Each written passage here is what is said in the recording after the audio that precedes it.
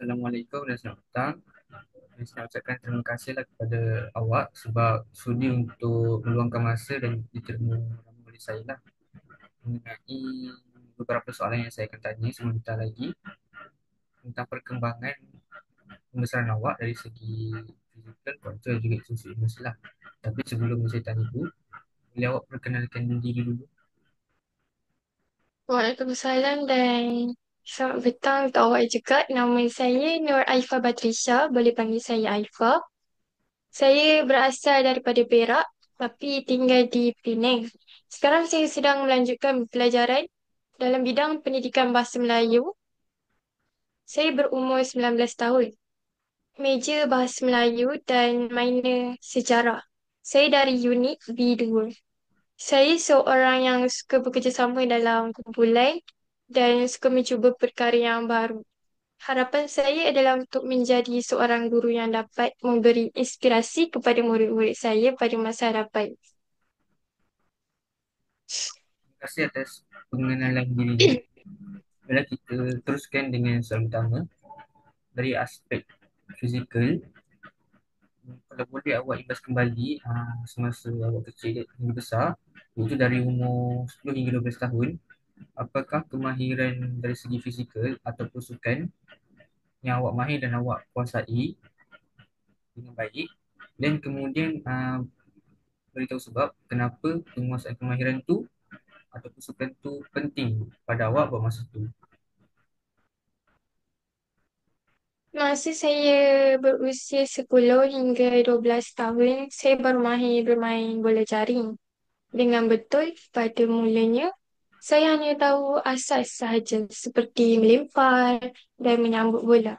Tapi lama-kelamaan saya mula menguasai kemahiran lain seperti menghantar bola aras dada, membuat hantaran lantunan serta menjarikan bola ke dalam gol dengan lebih tepat. Pada masa itu, penguasaan kemahiran bola jaring sangat penting kerana sukan ini merupakan salah satu permainan utama di sekolah saya. Hampir setiap minggu ada latihan pendidikan jasmani dalam jadual iaitu PJ. Dan kawan-kawan saya sendiri juga sering bermain bola jaring semasa waktu rehat atau selepas habis kelas. Sebab yang tu memang hobi saya dan rakan-rakan.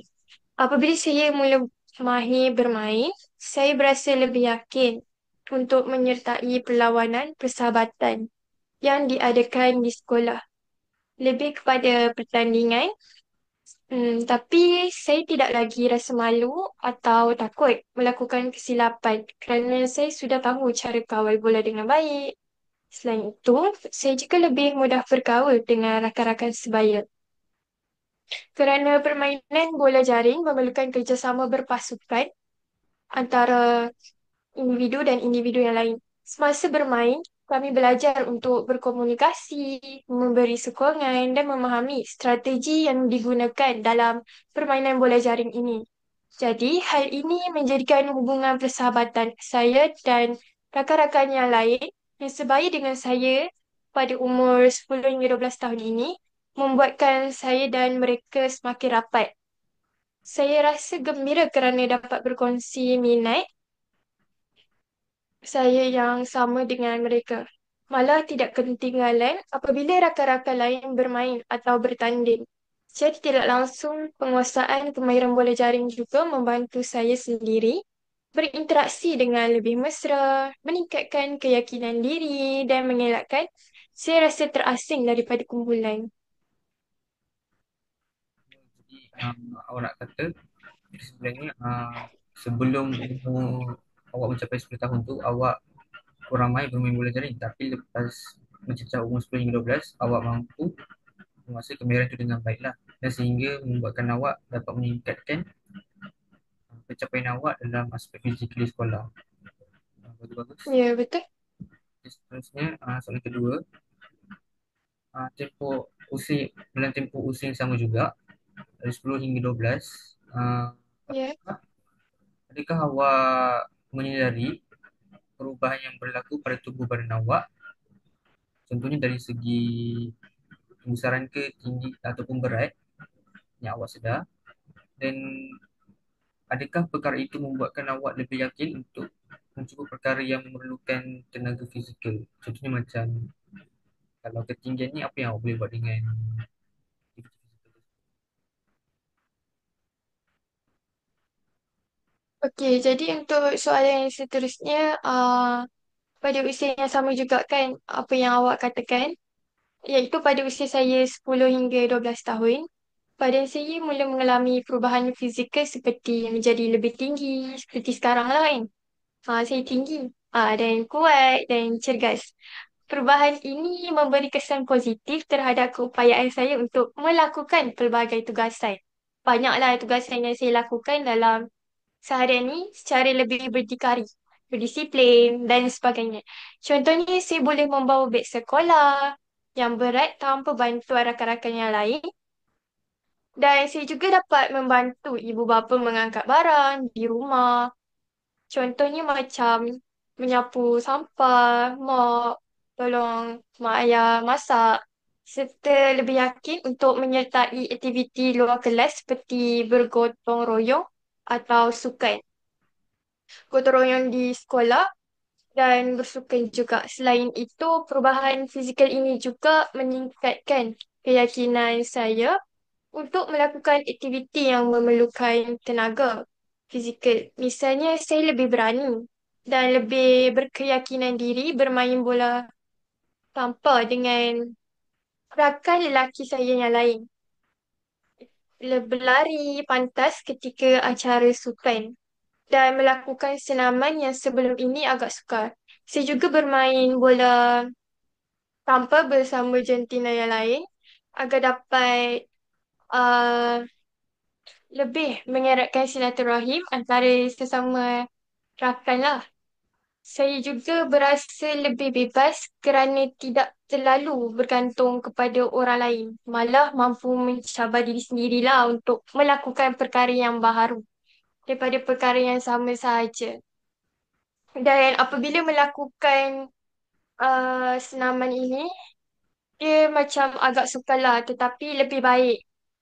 Dan pengalaman ini menjadikan saya dia lebih yakin, berdikari, berdisiplin, dan saya sedar bahawa perubahan pada tubuh badan membantu saya berkembang dari segi fizikal, emosi dan sebagainya. Terima kasih atas jawapan ini. Jadi awak nak kata yang pembesaran awak yang berkembang ni sedikit sebanyak dapat bantu awak lah untuk menjalani kehidupan seharian dengan baik. Macam awak cakap Ya, tadi, betul sih. awak lagi cergas, lepas tu awak pun lagi tinggi dan kuat. So, kalau nak ambil barang yang tinggi pun jadi lebih mudah lah kan. Ya, betul. Senang. Kita pergi kepada aspek seterusnya iaitu kognitif. Yang saya tanya ni macam teka-teki jugalah. Okey, dengan Okey. soalan dia. Okey, bayangkan awak ada dua gelas sama besar. Kemudian air pun diisi dengan isi padu yang sama. Kemudian air daripada salah satu gelas tersebut dituangkan ke dalam gelas lain yang bentuknya tinggi dan tirus. Okey, berdasarkan soalan tersebut, kalau awak boleh imbas balik dari sudut pandang awak semasa awak berumur 10 sehingga 12 tahun, apakah perkara yang jawab ataupun jawapan yang awak dapat berikan pada ketika itu? Contohnya, adakah awak fikir yang gelas tu tinggi dan tirus itu mempunyai air yang lebih banyak, sebanyak ataupun lebih sedikit berbanding gelas yang asal? Kalau boleh bagi sebelah kenapa awak fikir macam tu? Pada pandangan saya, jika saya kembali pada dulu, iaitu pada umur sekitar 10 hingga 12 tahun yang awak katakan tadi, saya melihat air yang dipindahkan ke dalam gelas yang tinggi dan tirus. Saya mungkin akan kata gelas itu ada lebih banyak air kerana bentuknya nampak lebih penuh dan tinggi. Pada waktu itu, saya hanya menilai berdasarkan rupa luaran yang dapat dilihat dengan mata kasar, tetapi memahami konsep sebenar isi padu. Seterusnya, namun, apabila saya meningkat ke usia yang lebih tinggi iaitu 10 hingga ke 12 tahun lah. Saya mula sedar bahawa jumlah air yang sebenarnya tetap sama walaupun bekas berbeza bentuk. Saya dapat memahami bahawa air hanya berubah dari segi bentuk dan paras. Tetapi kuantiti asalnya tidak berubah. Jadi perubahan cara saya berfikir ni menunjukkan perkembangan kognitif saya sudah lebih matang. Saya bukan lagi hanya membuat kesimpulan berdasarkan penampilan semata-mata. Tetapi saya mula berfikir secara logik dan memahami konsep pengekalan iaitu conservation seperti yang dinyatakan oleh Jean Piaget. Dari situ saya belajar bahawa sesuatu ni tidak bolehlah dinilai hanya pada apa yang kita lihat, itu kelihatan. Sebaliknya, kita perlu mempertimbangkan pengetahuan dan logik untuk membuat sesuatu keputusan. Ini, terima kasih jawapannya. Awak nak kata yang pada ketika itu awak hanya berfikir, awak dah melihat daripada sudut rupa lah. Tapi seiring dengan perkembangan semasa, pemikiran awak fikir yang awak dapat fikir secara matang iaitu uh, dalaman lebih penting daripada luaran dan awak tidak hanya menilai daripada luaran, awak menilai dari dalaman juga. Betul? Sebab kata orang Dari segi bentuk dan paras. kan tidak cuba buat discover lah kan. Okay. Soalan seterusnya, uh, kalau awak imbas balik dulu-dulu waktu sekolah, pernah ke awak macam ada pergaduhan ataupun awak ada perbalahan ataupun perselisihan faham dengan kawan baik? Kalau okay, berdasarkan situasi itu, boleh ceritakan sikit tak apa yang menyebabkan awak marah ataupun awak kecewa? Dan lepas awak marah tu, adakah awak cuba untuk melihat perkara tersebut dari sudut pandang berbeza ataupun adakah awak akan memikirkan perasaan kawan awak? Dan kalau boleh awak jelaskanlah tindakan apa yang awak lakukan pada ketika itu.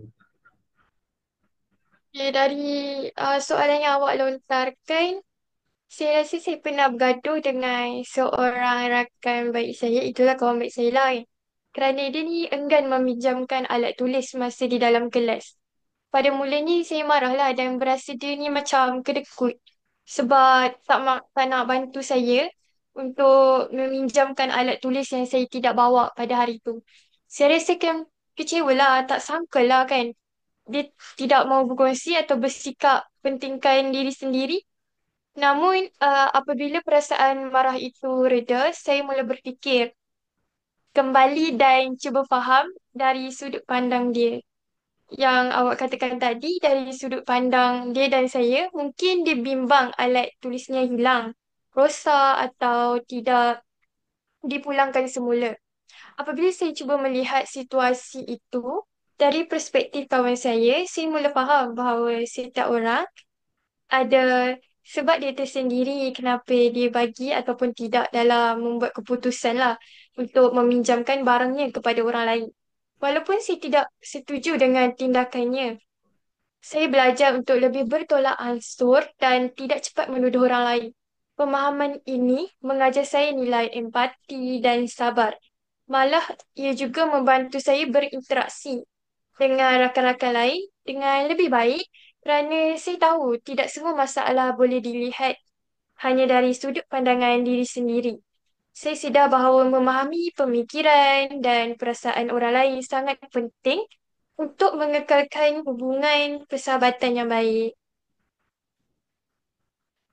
Ini berdasarkan jawapan awak tu, awak nak kata yang kalau waktu dulu tu perubahan berlaku sebab masa tu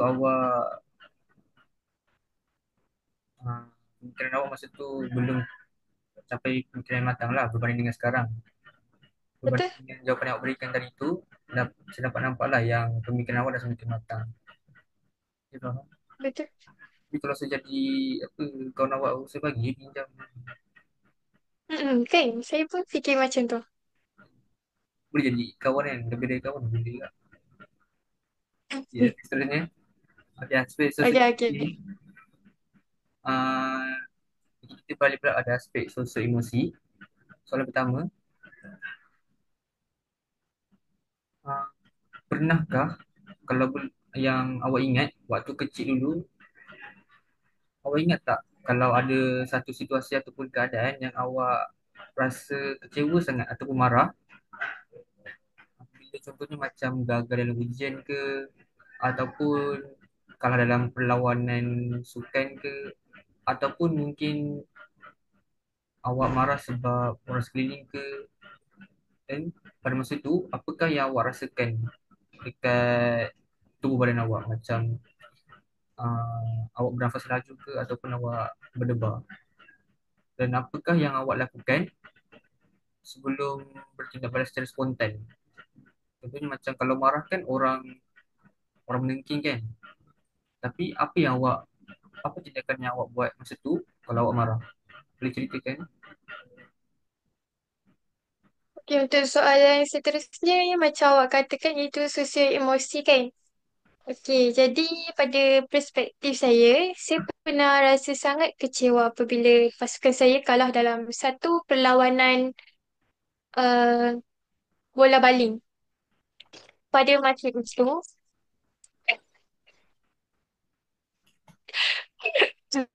pada masa itu, jantung saya macam berdebar teruk lah kan, berdebar kuat. Muka terasa panas, air mata hampir mengalir lah. Yelah, budak-budak lagi kan. Okey, kerana terlalu sedih lah kan. Perasaan itu membuatkan saya duduk diam, fikir untuk menenangkan perasaan lah diri sebelum saya bercakap dengan kawan-kawan yang lain. Saya mula sedar bahawa apa yang saya alami sebenarnya adalah rasa kecewa, terasa dan juga bukan marah. Lagipun saya masih budak kan pada waktu itu dan saya tidak berapa nak faham apa yang terjadi. Jadi perbezaannya, apabila marah, saya cenderung mahu melepaskan emosi dengan menyalahkan orang lain. Macam awak katakan tadi, kalau saya kalah dalam satu perlawanan, so saya rasa macam sedih lah kan. So, saya lepaskan emosi dengan menyalahkan orang lain, meninggikan suara atau tidak berasa puas hati terhadap tindakan orang sekeliling. Jadi, apabila kecewa, perasaan itu lebih tertumpu kepada diri sendirilah. Saya rasa sedih sebab gagal mencapai apa yang saya harapkan, bukan kerana orang lain. Jadi, pengalaman yang ni membantu saya lebih mengenali dan membezakan emosi sendiri. Saya belajar bahawa penting untuk kawal perasaan supaya tidak menyakitkan orang lain walaupun kita sedang sedih, kecewa, marah, terasa. Okey, jadi saya harap jawapan saya ini dapat memuaskanlah soalan yang awak berikan tadi. Terima kasih dengan jawapan awak tadi tu. Saya sangat puas dengan jawapan tersebut sebab kalau saya dapat lihat tadi, waktu dulu awak mungkin akan melepaskan emosi awak dekat orang lain kalau emosi awak tak stabil. Tapi seiring dengan perkembangan pembesaran awak yang semasa ni, awak dapat kawal emosi awak tersebut. Tapi masa dulu tak ada orang pujuk ke macam mana? Ada pujuk, tapi ada. Awak marah dia orang ke tak? Tak marah. Belum marah orang. Oh ya. Cuma duduk bersendirian, tenangkan diri supaya tidak tempiaskan perasaan tu kepada orang lain. Kalau saya ada, saya pujuk. Cuma tak boleh biar orang pujuk. Okay, soalan seterusnya. Okay, fokus-fokus. Okay, soalan yang kedua. Hmm, apa yang saya nak tanya ni, mungkin sama dengan situasi yang tadi, tapi saya akan beritahu situasi dan mungkin awak boleh imbas balik apa yang awak boleh katakan, mungkin awak ada alami ataupun tidak. Ah, Semasa awak kecil dulu, mungkin ada kawan-kawan awak yang mengalami cabaran ataupun dia mengalami emosi yang tidak stabil dari sudut peribadi mereka lah. Boleh tak awak bayangkan ataupun awak imbas kembali, mungkin ada salah seorang kawan baik awak yang menangis kerana sedih, emosi yang tak stabil ataupun kerana dibuli ataupun apa-apa situasi lah, dan adakah awak pada ketika itu mudah untuk awak faham mengapa dia rasa sedih macam tu, ataupun awak sendiri tak pernah mengalaminya. Dan kalau boleh awak bagi tahulah apa yang awak katakan dan apa yang awak lakukan untuk tenangkan dia pada ketika itu. Jadi berdasarkan soalan awak mengenai isu buli ataupun saya pernah berada di situasi itu, ya saya pernah berada di situasi itu pada ketika dulu lah. Jadi seorang kawan saya ni dia menangis sebab kena buli oleh murid lain. Walaupun saya sendiri tidak pernah melalui pengalaman dibuli ni, saya cuba memahami kesedihannya. Tak adalah takut dan seolah-olah macam tak dihargai disebabkan pembulian itu. Dengan empati itu, saya cuba menenangkannya dengan kata-kata semangat supaya dia tahu ada orang yang menyokongnya. Selain itu, saya juga teman dia untuk berjumpa dengan guru supaya masalah tersebut dapat diselesaikan. Contohnya pergi kepada guru kaunseling, meluahkan perasaan apa yang terjadi pada hari itu supaya keadaan lebih stabil daripada sebelum ini. Jadi daripada pengalaman ini, saya belajar bahawa apabila kita mampu memahami perasaan orang lain, mereka akan rasa lebih selamat dan dihargai. Jadi hal itu juga membuatkan hubungan persahabatan menjadi lebih rapat kerana kawan tahu yang kita ni benar-benar ambil berat, kita ni betul-betul sokong dia, kita ni ada dengan dia, bukan hanya sekadar kawan. Jadi saya sedar bahawa empati bukan sekadar bersimpati, tetapi juga menunjukkan sokongan dengan tindakan. Sejak itu, saya lebih peka terhadap perasaan orang lain dan berusaha menjadi pendengar yang baik bila ada kawan menghadapi masalah. Dan saya harap ada juga orang buat macam tu dekat sini. Oh, jawapan yang sangat bernas dan sangat menarik. Saya tertarik dengan jawapan awak itu. Uh, Apa yang saya lihat lah tadi kan, awak cakap berdasarkan jawapan awak tu, awak boleh kata yang kalau dulu mungkin ada orang nangis ataupun kawan awak nangis, mungkin awak akan tak faham perasaan dia. Tapi mungkin awak akan abaikan dia. Tapi seiring perkembangan awak akan cakap yang mungkin kalau berlaku sebegitu lagi, awak akan cuba berkawan dengan dia dan menenangkan dia lah kan. Betul. Betul? Terus macam dia tu jadi kawan awak tu. Apa? Oh, macam biasa ada orang ambil berat kan. Ya, betul.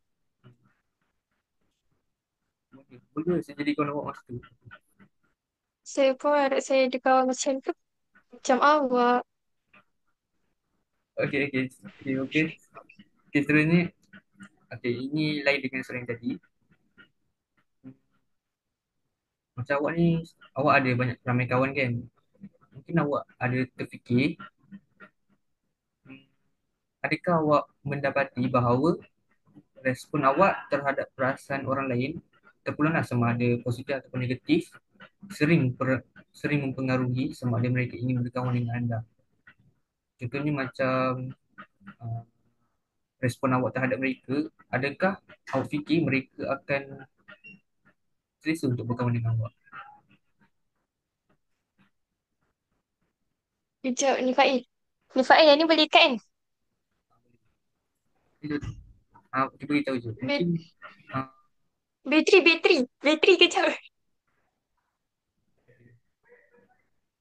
Boleh ikat tak ni Faiz? boleh pause. Ya, Ha, okay, pause. Okay, jom.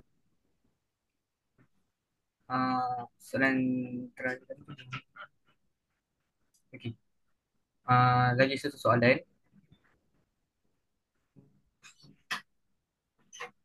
Pernah tak awak fikir ataupun pernah tak awak fikir tentang respon ataupun tindak balas yang awak berikan, contohnya bila awak rapat dengan seseorang tu ke, ataupun awak nak mula berkawan dengan mereka, mungkin awak selesa pada masa tu. Tapi kemudian adakah ataupun pernahkah awak terfikir balik uh, perasaan mereka berkawan dengan anda? Contohnya macam awak fikir, orang ni selesa kawan dengan aku, macam tu ke? So, boleh beri jawapan? Jadi soalan yang awak lontarkan kepada saya ni, saya rasa saya pernah hadap benda ni banyak kali. Sebab semakin kita dewasa ni, semakin ramailah kita kenal di sekeliling hidup kita ni. Jadi saya rasa macam kadang-kadang bila saya seolah-olah macam berinteraksi dengan orang lain kan, selesa ke tak, orang tu rasa apa. Terutama macam dengan orang yang kita lebih rapat, kawan baik ataupun orang lain lah yang kita rasa macam lebih yakin dengan diorang. Ataupun macam tu lah kan. Perasaan tu biasanya dia datang sebab saya mula membandingkan diri dengan mereka. Contohnya, saya fikir mungkin cara saya bercakap kurang meyakinkan. Ilmu saya tidak sebanyak mereka. Semakin saya besar ni, semakin saya banyak belajar lah kan. Dari segi ilmu ataupun perkara yang lain. Atau saya juga takut orang lain ni menilai saya secara negatif. Saya selalu berfikir benda tu dalam diri saya sebab benda ni memang terjadilah dalam hidup saya betul-betul terjadi.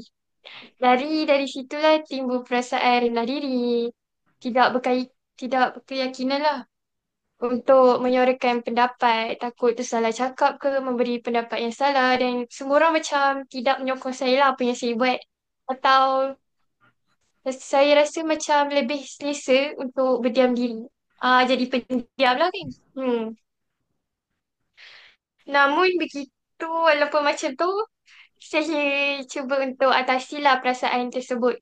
Saya sedar bahawa setiap orang dia mempunyai kelebihan, kekurangan masing-masing. So, jadi kita kena terimalah semua benda tu dalam hidup kita. Jadi apa yang penting sekarang ni, saya cuba usaha memperbaiki diri saya yang lemah ni supaya orang lain dapat menyesuaikan diri dengan saya dan diri sedikit demi sedikit lah kan. Tak adalah orang berubah terus macam tu. Jadi saya kurang yakin lah bercakap depan orang ramai. So jadi saya cuba memperbaiki, improve diri ni jadi lebih baik dengan memberi pandangan lah kepada dalam kumpulan, pembentangan ataupun dari segi apa-apa yang saya hadapi. Jadi lama kelamaan saya akan lebih berani untuk bercakap dalam kumpulan yang lebih besar. Jadi saya belajar untuk mengubah cara berfikir daripada terus membandingkan diri dengan orang lain. Saya cuba melihat interaksi itu sebagai peluang untuk belajar sesuatu yang baharu. Okey, bila saya anggap orang lain ni contoh atau sumber ilmu, bukannya saingan. So, jadi saya rasa lebih selesa dan tidak terlalu beban dengan rasa rendah diri. Saya juga percaya bahawa keyakinan diri tu dia boleh bina balik lah dan memberi fokus kepada diri saya sendiri. Jadi setiap kali saya berjaya menyumbangkan sesuatu walaupun benda tu kecil tapi impact dia besar kepada saya lah. Jadi saya cuba hargai usaha itu dengan cara tu saya semakin sedar bahawa saya juga mampu memberikan nilai dalam perbualan ataupun kerja berkumpulan. Jadi kesimpulannya dekat sini, kita ni memang akan wujudlah perasaan rendah diri, tidak yakin, apa yang saya hadap selama ni lah kan. Memang benda tu akan terjadi dekat setiap manusia lah. Tapi setiap manusia tu pengalaman dia berbeza-beza. Jadi saya tak dapat nak halang perkembangan diri saya ni. Jadi apa yang saya boleh buat, saya cuba atasi dengan melatih diri, mengubah cara fikir saya, lebih positif dan buang negatif tu dalam diri dan menghargai kelebihan yang ada. Walaupun saya rasa macam proses tu ambil masa yang agak lama tetapi dia memberi impak yang besar kepada saya lah. Kesan tu agak berbala lah dan lebih berkeyakinan. Okay, saya rasa yang tu cukup kot. Sebenarnya lebih daripada cukup jawapan tu, saya Oh, tertarik. ya ke? Tak apa, okey je, okey je. Okay. Tertarik dengan jawapan tu. Okey, saya akan simpulkan secara ringkas. Macam awak cakap tadi, kalau dulu waktu awak kecil berkenaan dengan apa yang sebenarnya tadi tu, awak mungkin akan tunjukkan tindak balas awak macam dari segi terganggu emosi ke. Dan awak akan cakap perkara tersebut mempengaruhi emosi awak pada ketika itu kan. Tapi semakin awak besar dan semakin awak dewasa, uh, perkara macam tu tak boleh nak elakkan, tapi awak boleh cegah dengan cara awak latih diri awak dan kawan masa awak kan. Betul? Betul. Terima kasih atas kerjasamanya. Terima kasih juga sebab Sama-sama. saya rasa itu sahaja yang saya nak tanya awak. Okay, terima kasih sebab dah luangkan masa dan sudi temui oleh saya. Sampai situ Ustaz. Sama-sama. Kalau ada tugas apa-apa lagi, boleh beritahu saya. Saya sedia membantu anda. Baik. Terima kasih. Jumpa lagi. Terima kasih. Bye. Okay, bye. Assalamualaikum. Waalaikumsalam.